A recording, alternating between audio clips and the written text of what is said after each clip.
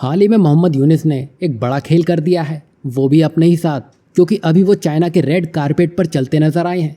इसी के साथ ही अमेरिका, फ्रांस और यूरोप भी बांग्लादेश पहुंच चुके हैं, जिसके बाद भारत ने आर्मी चीफ को लेकर एक बड़ी घोषणा कर दी है। तो दूसरी तरफ भारत सरकार ने अमेजॉन और फ्लिपकार्ट पर एक बड़ी सर्जिकल स्ट्राइक कर दी है। मतलब मोटा मोटी समझे तो एफटीए ही फाड़ फेंका है। ये सब 2 अप्रैल से पहले हो रहा है। अपडेट्स की शुरुआत करें तो अभी बांग्लादेश की इंटरनेशनल पॉलिटिक्स एक नया अखाड़ा बन चुकी है। पहले सिर्फ भारत, पाकिस्तान और चीन की ही इसमें दिलचस्पी थी, लेकिन अब अमेरिका, फ्रांस, यूरोप भी अब इसमें एंट्री मार चुका है। अब बांग्लादेश की लोकेशन दमदार है तो पावर गेम तो लाजमी है। लेकिन जब ये सब हो रहा है तब खुद मोहम्मद यूनिस अपना देश छोड़कर ठीक 26 मार्च यानी कि स्वतंत्रता दिवस के दिन चीन रवाना हो गए हैं। इस कदम से पाकिस्तान और चाइना को तो बड़ा फायदा दिख रहा है, क्योंकि ये दिन 1971 के स्वतंत्रता संग्राम की याद दिलाता है और इसे अनदेखा करना राजनीतिक संकेत भी देता है। वहीं मोहम्मद यूनिस की इन हरकतों को देखते हुए बीएनपी की नेता यानी कि खालिदा जिया, जो कि शेख हसीना के कट्टर विरोधी हैं, उन्होंने ये तक कह दिया कि अंतरिम सरकार को देखकर ये लगता है कि जैसे 1971 हुआ ही नहीं है, और ये अपने आप में बड़ी बात है। वहीं मोहम्मद यूनिस को जो आदर सत्कार बांग्लादेश में नहीं मिला, वो चीन उसे देने में लगा है।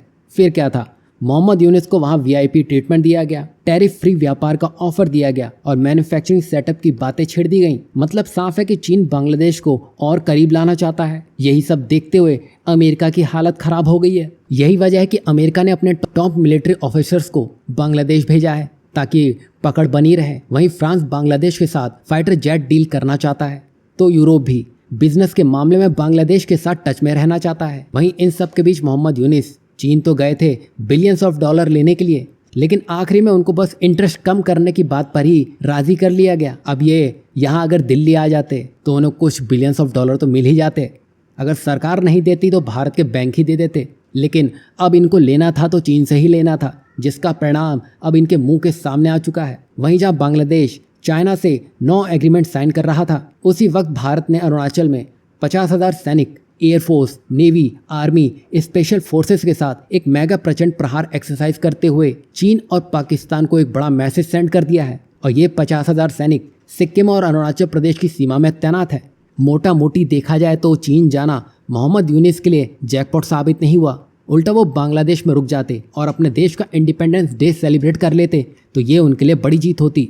वैसे यहाँ भारत भी एक तरफ वॉर एक्सरसाइज कर रहा है तो दूसरी तरफ भारत से ये भी पूछा गया कि बांग्लादेश में क्या कुछ चल रहा है, तो भारत ने साफ कहा है कि आर्मी चीफ वहाँ शांति और स्थिरता लाने की कोशिश कर रहे हैं। वहीं मोहम्मद यूनिस सरकार ने कट्टरपंथियों को खुला छोड़ रखा है और ये वही समय याद दिला रहा है जब 1971 में इतना बड़ा कांड खुद बांग्लादेश में हुआ था और वही सब चीज़ें फिर से दोहराई जा रही हैं।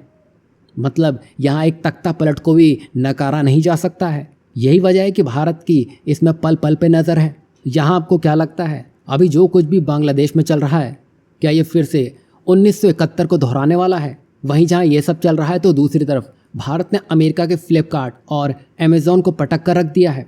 दरअसल भारत ने फ्लिपकार्ट और अमेज़ॉन में एक बड़ी रेड कंडक्ट की है, जिसमें 70 लाख रुपए के गैर मानक प्रोडक्ट्स जब्त किए गए हैं, जिसमें गीज़र, मिक्सर ग्राइंडर और नकली लेबल वाले स्पोर्ट्स शूज़ शामिल हैं। अब ये सब कुछ होने के बाद कंपनियों ने रोना रोया कि हम तो बस मार्केट प्लेस हैं, लेकिन सरकार ने दो टूक कह दिया, स्टोरेज हो, सेलर हो या इंपोर्टर, गड़बड़ी की है तो जिम्मेदारी तुम्हारी ही होगी। इधर अमेरिका 2 अप्रैल से इंपोर्ट ड्यूटी बढ़ाने वाला है, उधर भारत ने ई कॉमर्स कंपनियों की क्लास लगा दी है। साथ ही भारत ने अमेरिकी डेयरी और फलों पर टैरिफ कम करने की मांग को भी ठुकरा दिया है। इसी के साथ ही सरकार ने साफ कह दिया है कि कृषि सेक्टर केवल बिजनेस का नहीं बल्कि किसानों की आजीविका का मुद्दा है, इसलिए इसमें किसी भी तरह की रियायत नहीं दी जाएगी। और ये सिर्फ अमेरिका की बात नहीं है, ऑस्ट्रेलिया की भी भारत क्लास ले चुका है। दरअसल ऑस्ट्रेलिया अपने डेयरी प्रोडक्ट्स को भारतीय मार्केट में एंट्री दिलाने के लिए भारत पर ही दबाव बना रहा था, लेकिन भारत ने इसे सेंसिटिव सेक्टर बताते हुए पूरी मांग को ही ठुकरा दिया। मतलब कृषि उत्पादों पर टैरिफ में कोई छूट नहीं दी जाएगी। साथ ही ई कॉमर्स कंपनियों पर BIS नियमों को सख्ती से मानने के लिए कहा गया है। वहीं अगर अमेरिका नाराज भी होता है तो भारत अपने हितों से समझौता नहीं करेगा, जिसका जवाब भारत ने दे भी दिया है। अब देखना यह है कि आगे डिप्लोमेसी चलेगी या फिर टैरिफ वॉर। आपको क्या लगता है, भारत ने जो किया क्या वो सही था? कमेंट कर अपनी राय ज़रूर बताइएगा।